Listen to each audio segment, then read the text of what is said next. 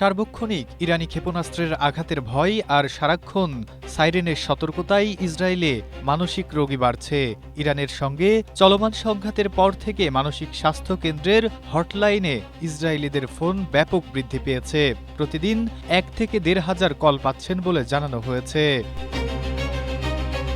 The Times of ইসরায়েলের এক প্রতিবেদনে বলা হয়েছে, ইরানি ব্যালিস্টিক ক্ষেপণাস্ত্র হামলার সময় এবং ঠিক তার পরপরই ইসরায়েলি স্বাস্থ্য মন্ত্রণালয় জানিয়েছে যে নাগরিকরা যখন হামলার কারণে আশ্রয় কেন্দ্রে অবস্থান নিচ্ছিল তখন তারা মানসিক সহায়তা হটলাইনগুলোতে 4,700টিরও বেশি কল পেয়েছে।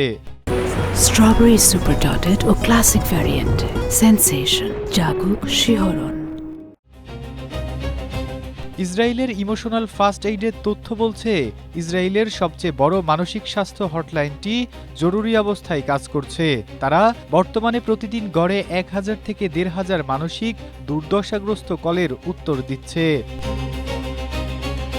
দেশটির আরেকটি প্রতিষ্ঠান ইসরায়েল ট্রমা অ্যান্ড রেসিলিয়েন্সি সেন্টার জানিয়েছে, ইরানি হামলার পর নাটাল তাদের হটলাইনগুলোকে জরুরি সার্ভিসে স্থানান্তরিত করে।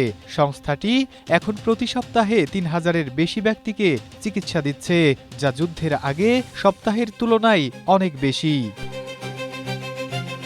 এদিকে ইসরায়েলের স্বাস্থ্য মন্ত্রণালয় সম্প্রতি জানিয়েছে যে প্রায় 4,35,000 মানুষ তীব্র উদ্বেগ এবং বিষণ্ণতার মতো অবস্থার জন্য সরকারি মানসিক স্বাস্থ্য ব্যবস্থায় সক্রিয়ভাবে চিকিৎসা চেয়েছেন।